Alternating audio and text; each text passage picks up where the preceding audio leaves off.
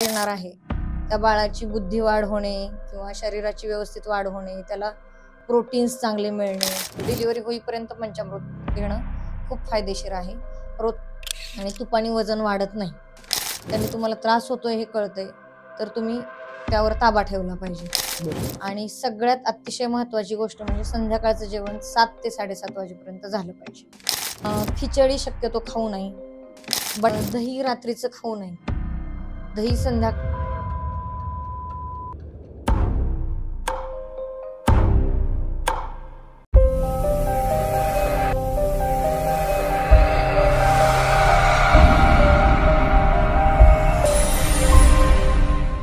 नमस्कार, मी किरण पवार. आज चला बोलूयाच्या आपल्या प्लॅटफॉर्मवरती नवरात्री निमित्त आपण स्पेशल एपिसोड घेतोय.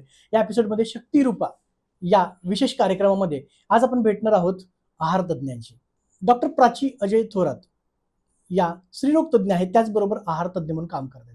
2007 पासून मॅडम प्रॅक्टिसमध्ये आहेत. सत्व इसेन्शियल या कंपनीचे डायरेक्टर आहेत, त्याचबरोबर औषधे आणि सौंदर्य प्रसाधने यांची निर्मिती देखील त्या करतात. मॅडम, तुम्ही आपल्या आज कार्यक्रमात आलात त्याबद्दल मी तुमचा आभारी आहे. धन्यवाद. स्वतःच्या आरोग्याकडे लक्ष देणं ही सगळ्यांचीच महत्त्वपूर्ण जबाबदारी आहे, पण आपल्या आजूबाजूच्या महिला, त्यामध्ये आपली आई असेल, बहीण असेल, पत्नी असेल किंवा आपली मुलगी असेल, या स्वतःच्या पेक्षा दुसऱ्याच्या जीवनाकडे आणि जेवणाकडे जास्त लक्ष देतात आणि स्वतःच्या जेवणाकडे कमी लक्ष देतात. त्यामुळे त्यांना आरोग्याचे वेगवेगळे दुष्परिणाम या आहारामुळे भोगायला लागतात. त्यांना वेगवेगळ्या आजारांना सामोरं जावं लागतं.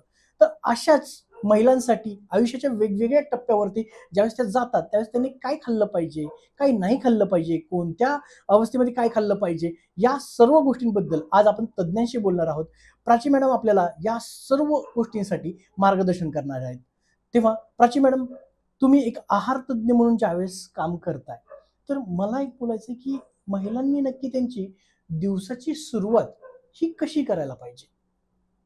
दिवसाची सुरुवात खूपच चांगल्या पद्धतीने होणं गरजेचं आहे आणि त्याच्यामध्ये सगळ्यात पहिल्यांदा म्हणजे आपल्याकडे महिलांचं स्वतःच्या आरोग्याकडे दुर्लक्ष होतं. स्वतःसाठी त्या नंतर काही बनवतात पदार्थ, पण सकाळी डब्बा करणे, ह्याच्यासाठी पहाटे उठणे, सगळ्या घराच्या मंडळींसाठी डब्बा करणे, त्यामध्ये त्या स्वतःच्या आहाराकडे बिलकुल लक्ष देत नाहीत. तर प्रत्येक महिला साधारण रात्रीचं जेवण त्यांचं झालेलं असतं. आपण 8 वाजेपर्यंत जेवण झालेलं आहे असं जरी पकडलं तरी पण त्या प्रत्येक महिलेच्या पोटात सकाळचा अन्नाचा पहिला कण 9 ते 10 वाजता जातो. म्हणजे जवळजवळ 12 ते 13 तासाचा गॅप याच्यामध्ये असतो.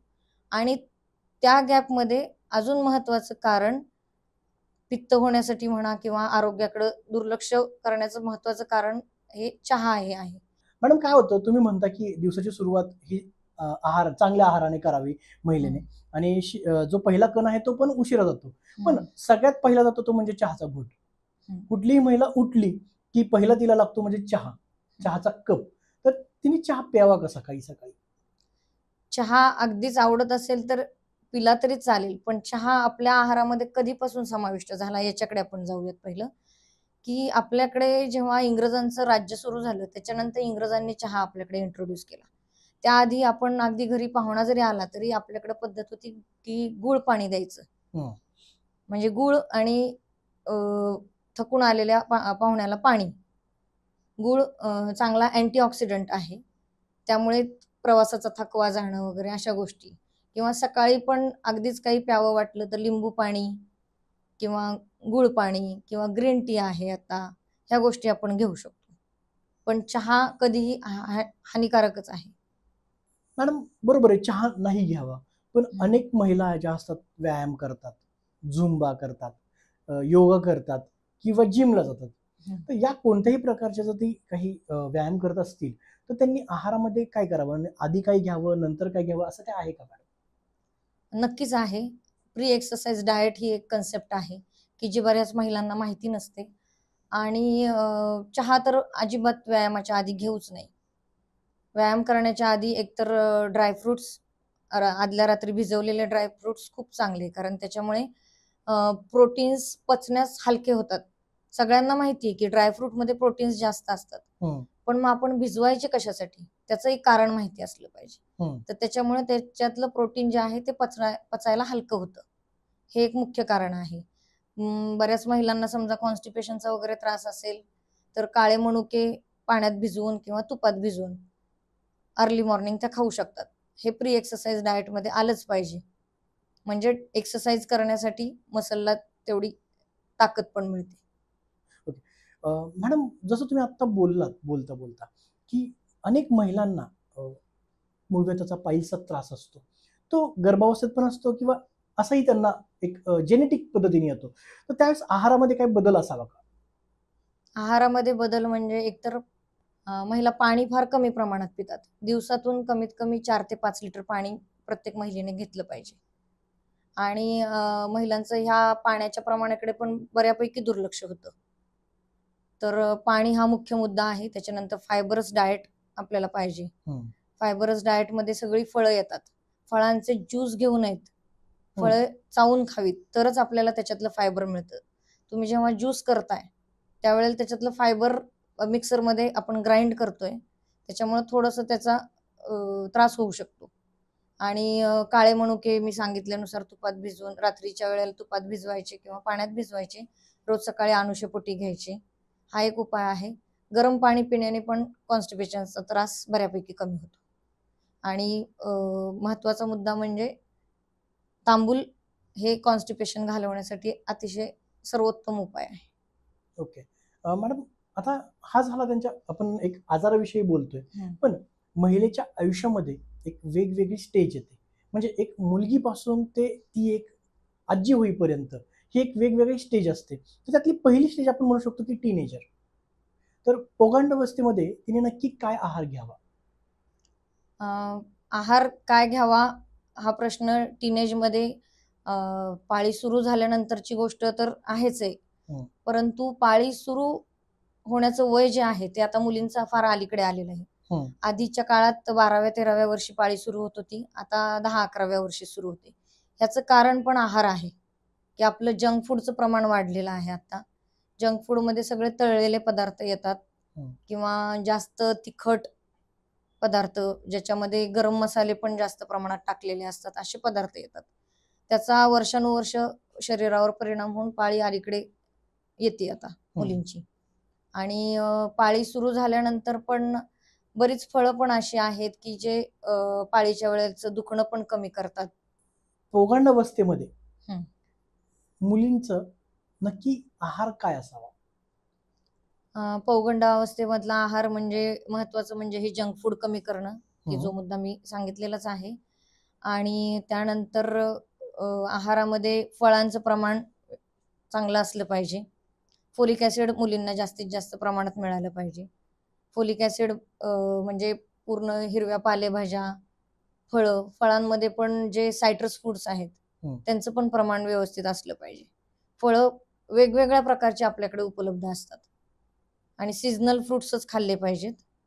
त्याबद्दल पण जागरूक राहिलं पाहिजे सर्वांनी. ओके मॅडम, तुम्ही मुलींनी काय खावं हे सांगितलं, पण जेव्हा ती प्रजननावस्थेमध्ये जाते, जेव्हा ती प्रौढावस्थेमध्ये जाते, तर अशा वेळेस आहारामध्ये काही बदल असावा का? काही वेगळा आहार असावा का? जेव्हा प्रेग्नन्सी राहते तर प्रेग्नन्सी राहण्यासाठी पण आधी बीजशुद्धी नावाचा जो प्रकार असतो, तर बीजशुद्धीसाठी आपल्याला शुद्ध आहार घेणं पण गरजेचं आहे, ज्याच्यामध्ये फोलिक ऍसिडचं प्रमाण जास्त असणं गरजेचं आहे. फोलिक ऍसिड जर महिलांना पूर्ण व्यवस्थित प्रमाणात मिळालं तर नवजात बालकामध्ये जे कंजेनायटल आजार काही दिसून येतात किंवा मूळतः मेंदूचे आजार काही तयार होतात तर ते होत नाहीत. बाळ सुदृढ आणि चांगलं जन्माला येतं. त्यामुळे बीज तयार होताना चांगलं तयार व्हावं ह्यासाठी आणि प्रेग्नन्सीमध्ये पहिले 3 महिने आणि बीजशुद्धी ह्यासाठी फोलिक ऍसिडचं प्रमाण जास्त असणं गरजेचं आहे. याच्यामध्ये हिरव्या पालेभाज्या, फळं ह्याचं प्रमाण तर आहेच आहे, पण आपल्याला लाह्यांमधून जास्त मिळतं. म्हणजे आजकाल आपण ज्वारीच्या लाह्या, नाचणीच्या लाह्या, राजगिऱ्याच्या लाह्या ह्या गोष्टी विसरत चाललोय. तर ह्याचा आहारामध्ये समावेश झाला पाहिजे. त्या लाह्या वजन पण वाढून देत नाहीत आणि पौष्टिक पण तेवढ्याच असतात. त्याच्यामुळे लाह्यांचं प्रमाण वाढवलं पाहिजे. फळं, भाज्या भरपूर प्रमाणात खाल्ल्या पाहिजेत. एक मोठा बाउल भरून रोजच्या आहारात लंचला एक मोठा बाऊल, रात्री डिनरला एक मोठा बाऊल, असं भाजीचं प्रमाण असलं पाहिजे. जसं मॅडम आपण पाहतोय आता की प्रजननाबद्दल तुम्ही सांगितलं की गर्भवती महिलेने हे खावं, पण त्यामध्ये 3 ट्रायमेस्टरचा पार्ट आहे. फर्स्ट ट्रायमेस्टर, सेकंड आणि थर्ड. याच्याबद्दल काही विस्तृत सांगाल का तुम्ही? फर्स्ट ट्रायमेस्टरमध्ये वेगळा आहार घेण्याची गरज असते, कारण त्यावेळेला हायपरेमेसिस म्हणजे उलट्या होण्याचा त्रास खूप होतो महिलांना. तर उलट्या टाळण्यासाठी एकतर उलटी जास्ती करून सकाळच्या वेळेत पण होते, तर त्यावेळेला पण कोरडी भाकरी, म्हणजे कोरडं बिस्किट वगैरे पण चालू शकेल, पण मग बिस्किट परत मैद्याचं नको. गव्हाची, नाचणीची बिस्किटे आता मिळतात, ती खाणं गरजेचं आहे. ज्वारीची गरम गरम भाकरी किंवा नाचणीची गरम भाकरी, त्याच्यावर तूप टाकून ती भाकरी खाल्ली तरी पण तो त्रास कमी होतो. पोषण पण मिळतं त्याच्यातून. त्याच्यानंतर आहारामध्ये भाज्या, फळं हे असणं रोजचं गरजेचंच आहे. दूध महत्वाचं आहे. आणि हायपरेमेसिससाठी अजून महत्वाचा मुद्दा म्हणजे लाह्या परत एकदा गरजेच्या आहेत. ज्वारीच्या लाह्या, नाचणीच्या लाह्या, राजगिऱ्याच्या लाह्या दुधात टाकून पण घेऊ शकतात किंवा कोरड्या पण खाऊ शकतात, की जेणेकरून उलटीचा त्रास थांबेल. आणि अशा वेळेला कॉन्स्टिपेशन पण, ओव्हरऑल प्रेग्नन्सीमध्ये कॉन्स्टिपेशनचा त्रास पण होत असतो महिलांना जास्त. तर पंचामृत खूप चांगलं काम करतं. म्हणजे पंचामृत आपण जे पूजेसाठी करतो, पूजेला प्रसादाला जे पंचामृत करतो, ते पंचामृत रोज एक ग्लास भरून संध्याकाळी 5 वाजता घेणं खूप फायदेशीर ठरतं. मॅडम, जसं तुम्ही म्हणालात की पंचामृतामुळे महिलांसाठी उपयुक्त आहे, त्यांचे कॉन्स्टिपेशन किंवा सर्व गोष्टींसाठी. मग त्यामध्ये पंचामृत कसं बनवावं?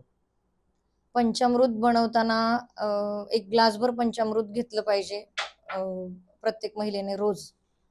तर अर्धा ग्लास दूध, ते पण कोमट दूध, म्हणजे रूम टेम्परेचरचं असेल तरी चालेल. त्याच्यामध्ये साधारण 4 मोठे चमचे दही, त्याच्यामध्ये 2 मोठे चमचे तूप, अर्धा चमचा साखर, अर्धा चमचा मध, एवढं ह्या पंचामृतामध्ये असलं पाहिजे. साखर वापरताना शक्यतो खडी साखर वापरली पाहिजे. आणि असं पंचामृत घेतल्याने म्हणजे कॉन्स्टिपेशनचा त्रास महिलेला होणारा कमी होतोय, पण जे बालक जन्माला येणार आहे त्या बाळाची बुद्धिवाढ होणे किंवा शरीराची व्यवस्थित वाढ होणे, त्याला प्रोटीन्स चांगले मिळणे, हे पण गोष्टी पंचामृत साध्य करते. म्हणजे आपल्याकडे पूजेसाठी जे वापरलं जातं, तो तुपातला शिरा, पंचामृत, ह्या गोष्टी खूप महत्वाच्या आहेत. फर्स्ट ट्रायमेस्टरमध्ये हे पंचामृत घेणं जेवढं फायदेशीर आहे, ते त्याप्रमाणेच डिलिव्हरी होईपर्यंत पंचामृत घेणं खूप फायदेशीर आहे. रोजचं एक फळ दुपारी 4 वाजता घेतलं पाहिजे. बाकीचा आहार खूप चांगला असला पाहिजे, म्हणजे ज्यामध्ये फळभाज्या आणि दही, दूध, तूप यांचं प्रमाण चांगलं असणं गरजेचं आहे. PCOD साठी आपण पूर्ण दिवसभराच्या आहाराकडे बघूयात एकदा. म्हणजे सकाळी उठल्यापासून रात्री झोपेपर्यंत काय काय घेतलं पाहिजे, हे महत्वाचा विषय आहे त्याच्यामध्ये. सकाळी उठल्यानंतर एक स्ट्रॉंग अँटीऑक्सिडंट ड्रिंक गरजेचं आहे, जे की आपण पाण्यामध्ये दालचिनी, लवंग, मिरी असं उकळून पण ते घेऊ शकतो, किंवा मेथ्या उकळून ते पाणी पिणं, ते खूप महत्वाचं असतं. आपला साधा कढीपत्ता असतो, कढीपत्त्याचं पाणी पण घेऊ शकतो, किंवा गवती चहा उकळून ते पाणी पण पिऊ शकतो. यामध्ये चवीपुरतं वाटतच असेल तर गुळ घालायचा, साखर अजिबात वापरायची नाही, हा एक मुद्दा. त्याच्यानंतर व्यायाम गरजेचा आहे PCOD साठी. तर तो सकाळच्या कोवळ्या उन्हात झाला पाहिजे, कारण व्हिटॅमिन D त्याच्यातून मिळतं. बरोबर. जर आपण कुठल्या जिम मध्ये वगैरे व्यायाम करणार असू तर त्याचा वेगळा फायदा आहे, पण कोवळ्या उन्हात व्यायाम करणं खूप गरजेचं आहे PCODच्या पेशंटसाठी. त्याच्यानंतर नाश्ता करताना नाश्त्यासाठी हाय प्रोटीनस डाएट आपल्याला गरजेचं आहे. त्याच्यामध्ये मुगाचा डोसा येतो, किंवा घरोघरी आपल्याकडे थालीपीठाचं पीठ असतं, तर त्यामध्ये भाज्या मिक्स करून आपण थालीपीठ पण घेऊ शकतो. तर पोहे, उपीट हे तर आपले पदार्थ नेहमीचे घेऊ शकतो. इडली, डोसा हे पण चालतं, पण हे ताजं घरी बनवलेलं असावं, जास्त आंबवलेलं पीठ नसावं. आणि त्यानंतर एक 11 वाजता वगैरे मॉर्निंग ड्रिंक एक गरजेचं आहे. तर त्याच्यामध्ये आपल्याला ताक घेऊ शकतो, सगळ्यात चांगलं बेस्ट ताक हे आहे. ऊसाचा रस वगैरे पण घेऊ शकतो, पण घरच्या घरी आपल्याला ताक सगळ्यात बेस्ट राहील. आणि लंचमध्ये पण आपल्याला हिरव्या पालेभाज्या, हम्म. एक कोशिंबिरीचं कुठली तरी कोशिंबीर असणं गरजेचं आहे. काकडीची कोशिंबीर, बीट कोशिंबीर, गाजर कोशिंबीर आणि सॅलड्स, मोड आलेली कडधान्य, त्याचं सॅलड आपण बनवून खाऊ शकतो. नॉन व्हेजिटेरियन असेल तर एक फक्त ऑमलेट घेणं हम्म. हे गरजेचं असतं. आणि चपाती ऐवजी आपण फुलका अशा वेळेला खाणं Prefer करू गरजेचं आहे. कारण फुलक्याला आपण तेल वगैरे काहीच लावत नाही आणि त्याच्यावर घरचं साजूक तूप घालून खाल्लं तर ते पौष्टिक पण होऊन जाईल आणि तुपाने वजन वाढत नाही. लंच नंतर संध्याकाळी स्नॅक्स काही घ्यायचे असतील तर त्यावेळेला पण एक ऑमलेट किंवा अंड्याचं व्हाईट पार्ट जो आहे तो खाऊ शकतो आपण. व्हेजिटेरियन लोकांसाठी मुगाचा डोसा आहे किंवा बेसन चिला म्हणतो आपण ते घेऊ शकतोय किंवा स्प्राउटची भेळ घेऊ शकतो. हम्म. याच्यामध्ये परत लाह्यांचा खूप महत्वाचा रोल आहे.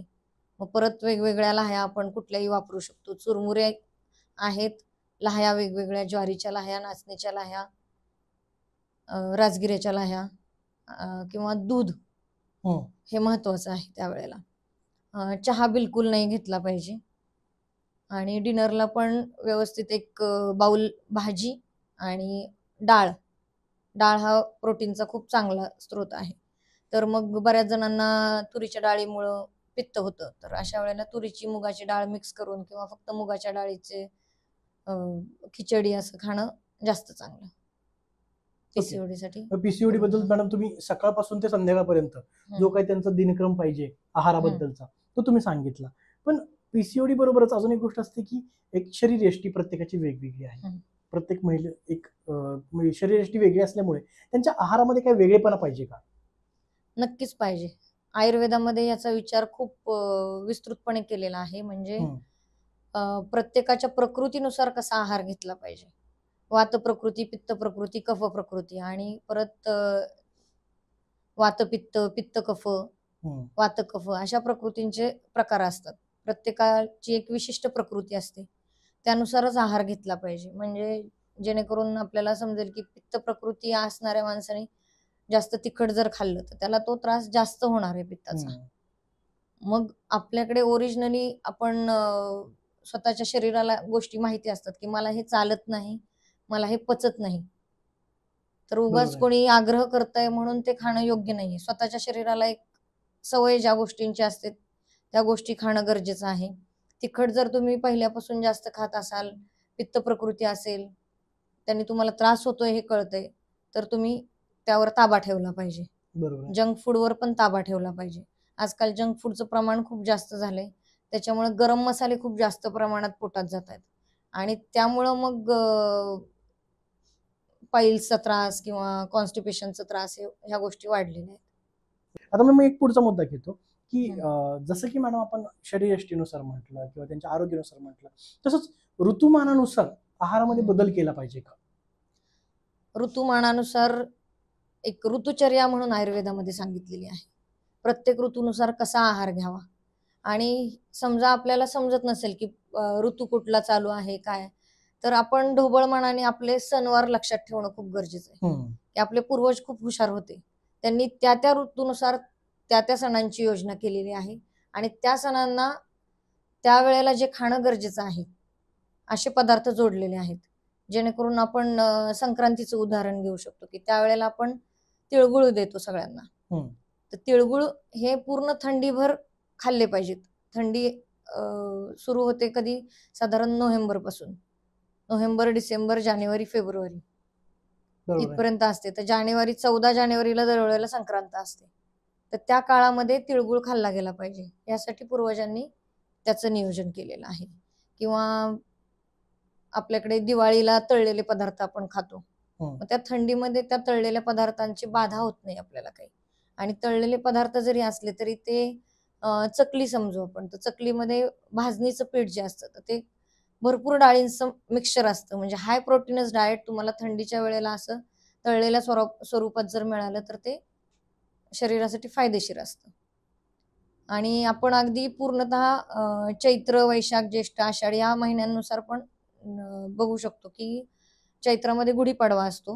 बरोबर आहे. गुढीपाडव्याला आपण कडुलिंबाचा पाला आपण गुढीला लावतो हं, आणि त्या दिवशी कडुलिंबाचा पाला आणि गुळ खातो. गूळ खातो. तर व्हायरल फीवर किंवा व्हायरल इन्फेक्शन्स होण्याचा काळ तो जास्त असतो. तर अँटीव्हायरल प्रॉपर्टी कडुलिंबाची लक्षात घेऊन त्याची योजना त्यावेळेला केलेली आहे चैत्रात. तर महिलांनी पूर्णतः ह्या गोष्टी लक्षात ठेवल्या तर महिलांना स्वतःला पण आणि कुटुंबाला पण त्यानुसार आहार देता येईल. कुठल्या सणाला आपण काय खातोय हे खूप महत्वाचं. पुरणपोळीचं जेवण जर आहे तर पुरणपोळीवर तूप टाकणं महत्वाचं आहे की जे हरभऱ्याच्या डाळीमुळे गॅसेस तयार होतील हं, तर ते वातशामक तूप आहे म्हणून तूप आपण पुरणपोळी बरोबर दिलंच पाहिजे. मॅडम, ज्यावेळेस आपण पुरणपोळी खातो हं, तर पुरणपोळीवरती मला तूप आवडत नाही, हं. पण अनेक जणांना तूप आवडतं पुरण टाकायला. तर का नक्की तूप का खाल्लं पाहिजे पुरणपोळीच्या वरती? पुरणपोळी ही शक्यतो आपण हरभऱ्याच्या डाळीची बनवतो. हरभऱ्याच्या डाळीचं पुरण आणि ती आमटी असते त्याच्यामध्ये पण हरभऱ्याची डाळ समाविष्ट असते. हे हाय प्रोटीनस डाएट आपल्याला मिळावं म्हणून पूर्वजांनी त्या पुरणपोळीचं जेवण सुरू केलं असणार आहे. हं, तर त्याच्याबरोबर हरभऱ्याच्या डाळीमुळे जे कॉन्स्टिपेशन होतं किंवा वातप्रकोप होतो तो टाळण्यासाठी म्हणून आपल्याला तूप घेणं गरजेचं आहे. पुरणपोळीवर तूप घेणं किंवा दुधामध्ये तूप घेणं किंवा गुळवणी सोबत तूप घेणं हे खूप महत्वाचं आहे. म्हणजे आवडत नसणाऱ्यांनी पण ते खाऊन बघावं आणि मग स्वतःवर फरक बघावा. ऋतूनुसार आपण आहार तर घेणं गरजेचंच आहे. वेगवेगळ्या सणावारांनुसार पण आपल्याला माहिती आहे की काय काय आहार घेतला पाहिजे. पण आयुर्वेदामध्ये 8 आहार विधी विशेष आहे त्यांनी सांगितलेली आहेत. ह्याचा रोजच्या आहारामध्ये आहार तयार करताना पण आपल्याला खूप फायदा होतो. हं, ते पण महिलांनी लक्षात घेतलं पाहिजे की ज्यामध्ये आयुर्वेदात जे 8 आहार विधी विशेष आहेत त्यांना सांगितलेले आहेत त्याच्यामध्ये प्रकृती, करण म्हणजे प्रक्रिया त्याच्यावर जी काय केली जाते ती, संस्कार, काल, देश, उपयोग, संस्था, उपयोक्ता आणि असे अजून 8 विधी विशेष आहेत त्यांना सांगितलेली आहेत टोटल. तर त्याच्यामध्ये प्रकृती म्हणजे जो आपली प्रकृती असते त्याच्यानुसार जो आहार घ्यायचा आहे ते एक बरोबर आहे. वेगळं आणि प्रत्येक आहार द्रव्याची एक प्रकृती असते. जसं की आपण डाळींमध्ये प्रोटीन असतो असं सरसकट म्हणतो. पण हं, उडदाची डाळ ही गुरु स्वभावाची असते आणि हं, मुगाची डाळ ही लघु स्वभावाची असते. मग तुम्ही काय घ्यायचे, काय खायचे, कुठल्या काळानुसार. थंडीच्या वेळेला आपली पचनशक्ती वाढलेली असते त्यावेळेला तुम्ही उडीद डाळ खाऊ शकताय. बरोबर त्यावेळेला आहे. तुम्ही उडदाच्या डाळीचं मिक्सचर तांदळाबरोबर करून इडली, डोसे ह्या गोष्टी खाऊ शकता. पण तुम्हाला उन्हाळ्यात जेव्हा तुमची पचनशक्ती कमी असते त्यावेळेला मुगाचे डोसे प्रोटीन सोर्स म्हणून खूप चांगलं. त्यानंतर करण म्हणजे प्रक्रिया त्याच्यावर आपण काय प्रक्रिया करतोय. प्रक्रिया करण्याचे आपल्याकडं भरपूर प्रकार प्रकार आहेत. आहेत की आपण धान्य भिजवतो हं, किंवा ड्रायफ्रुट्स भिजवतो. तर भिजवण्याने काय होतं त्याच्यामध्ये लघुता येते. त्याच्यानंतर भाजणे आणि तळणे ह्या दोन्ही प्रक्रियांमध्ये फरक आहे. आपण जर चपाती तव्यावर भाजली हं, तेल लावून तर त्याचा संस्कार वेगळा होतो. त्याच्यातनं थोडीशी गुरुता येते आणि आपण फुलका करून खाल्ला तर फुलक्याचे फायदे जास्त आहेत. आणि फुलका गरम गरम खाणं पण गरजेचं असतं. त्याच्यानंतर विरुद्धांना हा एक महत्वाचा मुद्दा आहे की हं. विरुद्धांना आपण सध्या सर्रास फ्रूट सॅलेड खातो. तर फ्रूट सॅलेड हे विरुद्धांना आहे हेच बऱ्याच जणांना माहिती नसतं. कुठलंही फळ आणि दूध एकत्र चालत नाही. ह्याला फक्त अपवाद आंब्याचा आहे. तुम्ही आमरस आणि दूध एकत्र करू शकता. बाकी शिकरण करणं किंवा फ्रूट सॅलेड हे सगळे विरुद्धांनाचे प्रकार आहेत. नॉनव्हेज आणि दुधाचे पदार्थ, दही चालत नाही. महत्वाचं म्हणजे माशाबरोबर तर अजिबातच चालत नाही. आणि विरुद्धांना घेतल्याने आयुर्वेदामध्ये असा उल्लेख आहे की स्किन डिसीजेस होतात. हं. मग ते तुम्ही आज खाल्लं की लगेच तुम्हाला त्रास नाही होणार आहे. पण तुम्ही कंटिन्युअसली तुमचं विरुद्धांनाचं प्रमाण जास्त असेल तर त्याचा आरोग्यावर परिणाम नक्कीच होणार आहे. ह्या सर्व गोष्टी महिलांनी लक्षात ठेवाव्या. कारण स्वयंपाक आपण बनवत असतो. आपल्या कुटुंबाला पण तेवढं पोषण मिळणं गरजेचं आहे आणि स्वतःच्या शरीराला पण ते पोषण मिळणं गरजेचं आहे. म्हणजे खूप साध्या साध्या गोष्टी आहेत की भाजी आधी चिरावी का आधी धुवावी मग ह्याचं उत्तर महिलांचं काय येतं की मी तर चिरून भाजी धुते. मग चिरल्यानंतर जेव्हा शेपूची भाजी तुम्ही धुता तर सगळा हिरवा द्रव त्याच्यातून निघून जातो, म्हणजे त्याच्यातली पोषण तत्व निघून निघून जातात जातो. बऱ्यापैकी. भाजी शिजवताना त्याच्यावर झाकण ठेवलं पाहिजे. त्याच्यानंतर कुठलीही भाजी जी आहे हिरवी पालेभाजी ती आपण चिरल्यानंतर जेव्हा फोडणीला टाकतोय त्याला पण झाकण ठेवलं पाहिजे. बरेच महिला आहेत त्या तांदूळशाची भाजी वगैरे ती काहीतरी वेगळी चव लागते म्हणून ते पाण्यात शिजवतात आणि ते पाणी फेकून देतात आणि मग नुसता चोथा घरच्यांना आणि स्वतःला खायला देतात. तर ह्यामधून तुम्हाला जे मायक्रोन्युट्रिएंट मिळणार आहेत ते मिळत नाहीत. आपल्याला फक्त B12, प्रोटीन्स, कार्बोहायड्रेट्स ही नावं माहिती, पण आपल्या चटण्यांमध्ये जे मायक्रोन्युट्रिएंट्स असतात हे पण मिळणं गरजेचं आहे. जवस खायची माहिती, मग जवसाची चटणी तयार करणं, कढीपत्त्याची चटणी तयार करणं. कढीपत्ता आपण फक्त पोह्यात घालतो, उपीटमध्ये घालतो आणि फेकून देतो. तर तसं न करता कढीपत्त्याची पावडर करून ती प्रत्येक भाजीत वापरली तर हे पण फायदेशीर आहे. अजून विरुद्धांनाचे काही मॅडम उदाहरणं आहेत का? संयोग म्हणून एक अष्टवाहार विधी विशेष आयतनातला मुद्दा आहे.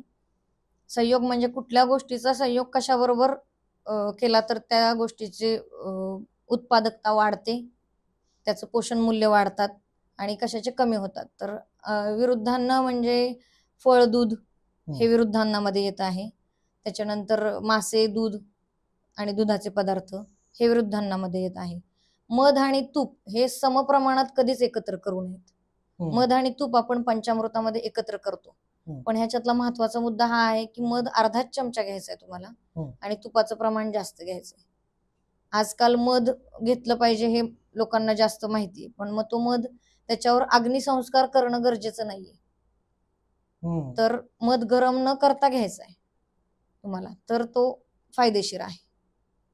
संयोगमध्ये महत्वाचं म्हणजे आपलं जे ताट आहे, बॅलन्स डाएट आपण जे म्हणतोय की भाजी, भाकरी, त्याच्यानंतर एक कोशिंबीर, चटणी, वरण, भात, त्याच्यावर तूप, हे सगळं एकत्र संयोग जेव्हा त्याचा होतो तेव्हाच तुम्हाला पूर्णतः प्रोटीन्स, कार्बोहायड्रेट, तुमची जी दिवसाची गरज आहे त्याच्यामध्ये प्रोटीन्स, कार्बोहायड्रेट्स, मायक्रोन्युट्रिएंट किंवा B12 हे सगळं तुम्हाला एकत्र त्यावेळेला मिळतंय. आणि दही रात्रीचं खाऊ नये. दही संध्याकाळपर्यंत खाल्लेलं चांगलं आहे. दही जर रात्रीचं खाल्लं तर पित्ताचा त्रास होतो बऱ्याच जणांना. दही अभिषंदी असतं असं आयुर्वेदामध्ये सांगितलेलं आहे. अभिषंद निर्माण करतं म्हणजे काय, तर ते विशुद्ध म्हणजे पित्त दूषित करतं. म्हणजे करपट ढेकरा येणं वगैरे हे जे त्रास होतात त्यांनी ही गोष्ट लक्षात ठेवली पाहिजे की दही संध्याकाळी खाऊ नये, संध्याकाळी रात्री खाऊ नये. आजकाल काय होतं मॅडम की ज्यावेळेस एखादा माणूस जॉब करतो, काम धंदा करत असतो किंवा एखादी महिला असते, तर महिलेमध्ये काय होतं की आज वेळ लवकर मिळाला म्हणून लवकर जेवले, उशिरा मिळाला म्हणून उशिरा जेवले. तर जेवणाच्या वेळा पाळल्या पाहिजेत का? जेवणाच्या वेळा नक्कीच पाळल्या पाहिजेत. जेवणाच्या म्हणजे सकाळपासून नाश्त्यापासून पूर्णतः वेळ पाळली गेली पाहिजे. सकाळी नाश्ता साधारण 8 वाजेपर्यंत झाला पाहिजे. त्याच्यानंतर एक मॉर्निंग ड्रिंक 11 वाजता वगैरे. जेवणाची वेळ तुमची 12-1च्या दरम्यान असेल दुपारचं जेवण तर चांगलीच गोष्ट आहे. आणि सगळ्यात अतिशय महत्वाची गोष्ट म्हणजे संध्याकाळचं जेवण 7 ते 7:30 वाजेपर्यंत झालं पाहिजे. तुमचा झोपण्याच्या आधीचा साधारण 3 तास तरी, तुम्ही झोपण्याच्या आधी 3 तास तरी तुमचं जेवण झालेलं असलं पाहिजे. तर ते जेवण पचून मग तुम्हाला झोपही चांगली लागते. आणि मुख्य कारण ह्याचं म्हणजे तुम्ही 9-10 वाजता जर जेवलायत आणि लगेच तासाभराने झोपलायत तर फॅट डिपॉझिशन जास्त होतं. म्हणजे आजकाल जे स्थौल्याचं प्रमाण वाढले त्याचं कारणच हे आहे की रात्री उशिरा जेवण होतंय सगळ्यांचंच. मग तुम्हाला रात्री परत भूक लागत असेल तर त्यावेळेला तुम्ही फळ खाऊ शकताय किंवा दूध पिऊ शकता. दूध पिऊन झोपणं सगळ्यात चांगलं. दुधाने वजन वाढत नाही. पण महत्वाचं काय होतं, दूध प्यायला ह्या सगळ्या म्हणजे दिनचर्याच व्यवस्थित नसल्यामुळं दूध कधी प्यावं हाच प्रश्न महिलांना पडतो. आणि कॅल्शियमचा स्रोत दुधासारखा चांगला कुठलाच नाहीये, त्याच्यामुळं ते घेतलंच पाहिजे. मॅडम, महिलांना पाळीमध्ये पोटात दुखणे, अतिरक्तस्राव होणे ह्या गोष्टी होत असतात. तर पाळीमध्ये काय खावं आणि काय खाऊ नये? खूप चांगला प्रश्न आहे. आयुर्वेदामध्ये रजस्वलाचर्या म्हणजे पाळी सुरू असताना काय खावं ह्याबद्दल खूप डिटेलमध्ये माहिती दिलेली आहे. तर याच्यासाठी आपल्याला खूप जास्त काही पदार्थ लक्षात ठेवायची गरज नाहीये. फक्त ज्वारी, तांदूळ, तूप आणि दूध ह्या 4च गोष्टी पहिल्या 3 दिवसांमध्ये खाल्ल्या तर मी माझ्या पेशंट्समध्ये बऱ्याच पेशंट्समध्ये बघितलेलं आहे की त्यांना डिस्मेनोरिया म्हणजे पाळीच्या वेळेला पोटात दुखणं किंवा अतिरक्तस्राव होणं ह्याचा त्रास कमी झालेला आहे. म्हणजे विदाऊट औषध आपण जर हा आहार पाळला, काय एक ज्वारीची भाकरी आपण दुधामध्ये त्याचा काला करून खाऊ शकतो किंवा दूध भात खाऊ शकतो, दूध तूप खाऊ शकतो किंवा भात तूप खाऊ शकतो. आणि यामध्ये 3 दिवस आहार घेतला, पूर्ण पोट भरून हे काही खायचं नाहीये. मीठ जर खायचं असेल तुम्हाला त्यावेळेला तर सैंधव वापरलेलं केव्हाही चांगलं. सैंधव म्हणजे काळं मीठ. काळ्या मिठाचा प्रयोग एरवी पण जेवणात करणं खूप चांगली गोष्ट आहे. कधी आयोडीन युक्त मीठ वापरून कधी काळं मीठ वापरायचं, असं भाज्यांमध्ये पण आपण रेग्युलर भाज्यांमध्ये पण करू शकतो. आणि केळ्यामुळं, पपईमुळं डिस्मेनोरिया कमी होतो. तर ही फळं पण खाल्ली पाहिजेत. पण आयुर्वेदामध्ये फक्त 4च पदार्थांचं वर्णन आहे आणि ह्या 4 पदार्थांवरच त्यावेळेला कुठलेही फळ वगैरे खायचं नाही. म्हणजे ज्या पेशंट्सला त्रास आहे त्यांनी हा प्रयोग करून बघितला. पहिले 3 दिवसच घ्यायचे. पाळी सुरू झाल्यानंतर पहिला दिवस, दुसरा दिवस, तिसरा दिवस. 3 दिवस हा आहार पाळणं गरजेचं आहे. आणि काही टाळावं नक्की? टाळण्यासाठी मग खूप मिठाचे पदार्थ, आंबट पदार्थ, जंक फूड, तिखट, हिरवी मिरची ह्या गोष्टी टाळणं खूप गरजेचं आहे.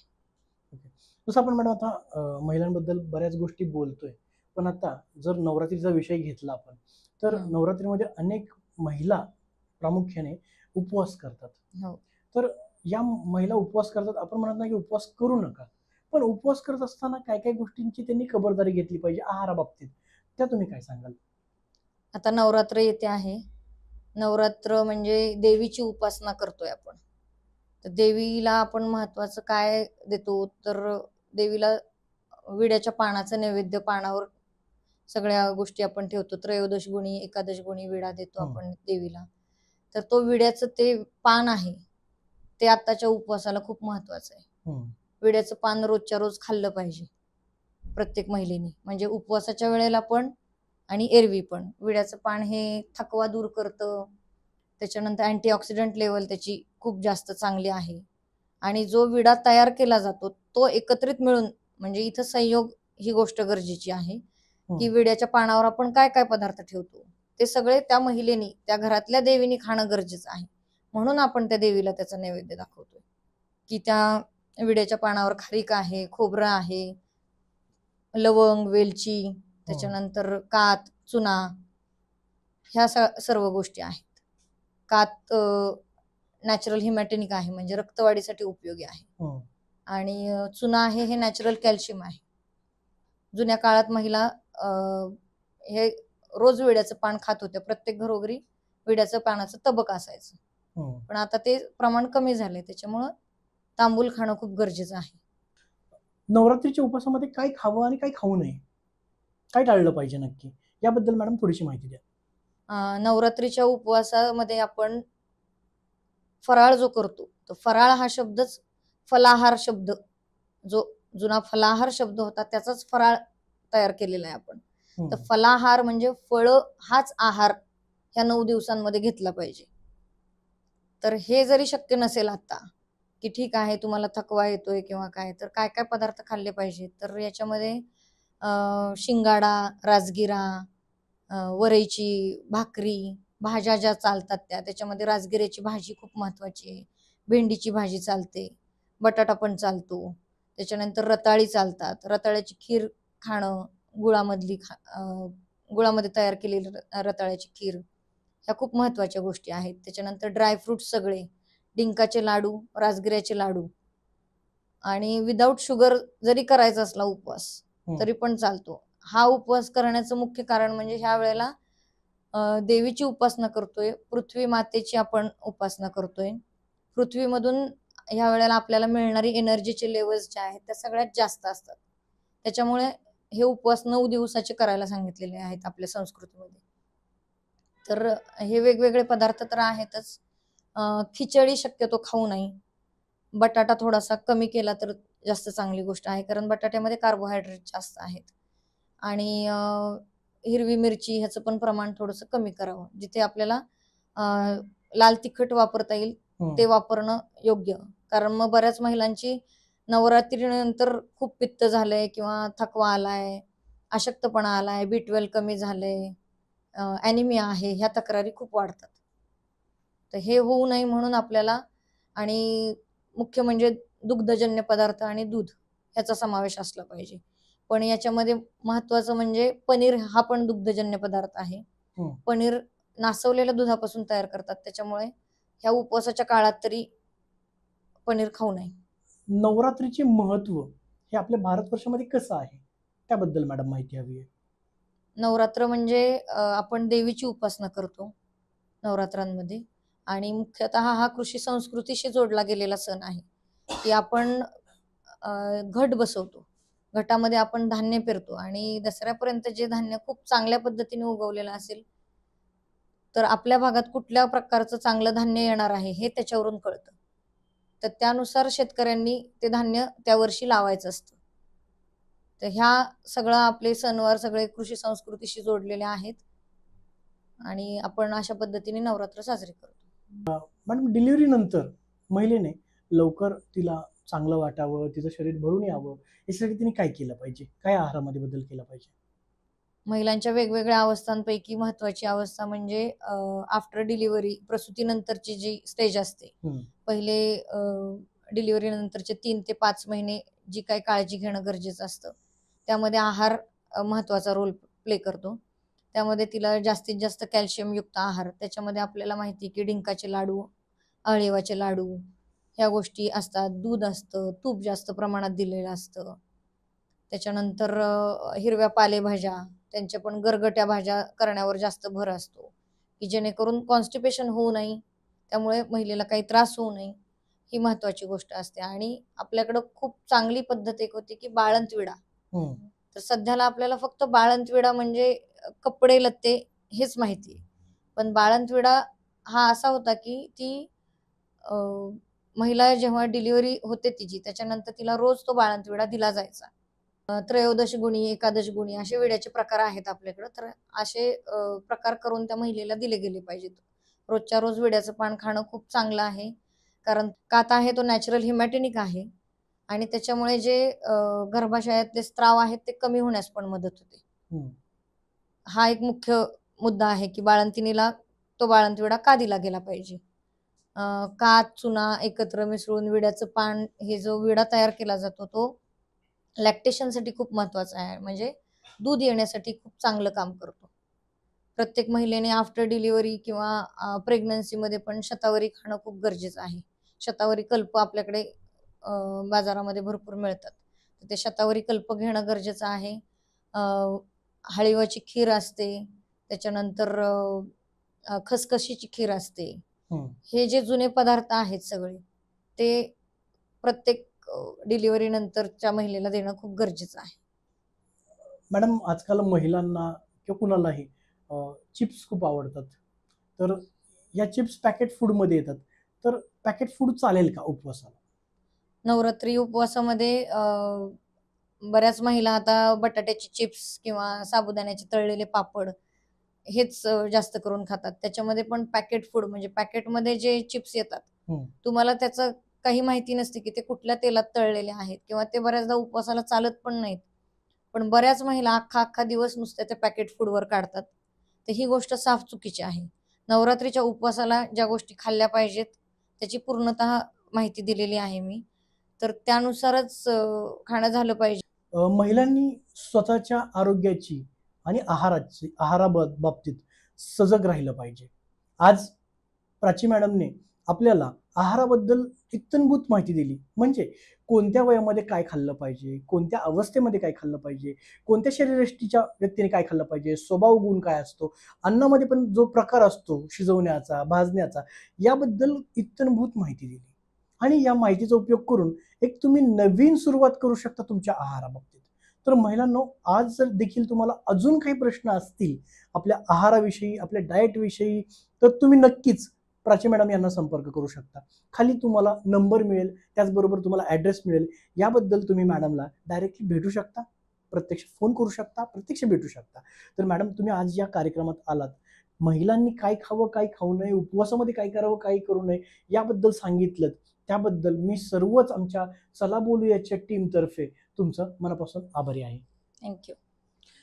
आता तुम्ही जे पाहिलं ते होतं शक्तिरूपामधला आपला अजून एक शक्तिरूप, म्हणजे ज्यांनी आपल्याला आरोग्याबद्दल सांगितलं. तुम्हा महिलांना अनेक प्रश्न असतील, अनेक सामान्य महिलांचे असामान्य प्रश्न आहेत, ते सोडवण्याचं काम चला बोलूयात या प्लॅटफॉर्मवरती आपण करतोय. नक्कीच आमच्या या व्हिडिओला लाईक करा, शेअर करा, सबस्क्राईब करा, शेअर नक्की करा. पुढील टॉपिकसाठी स्टे ट्यून विथ अस. चला बोलूया.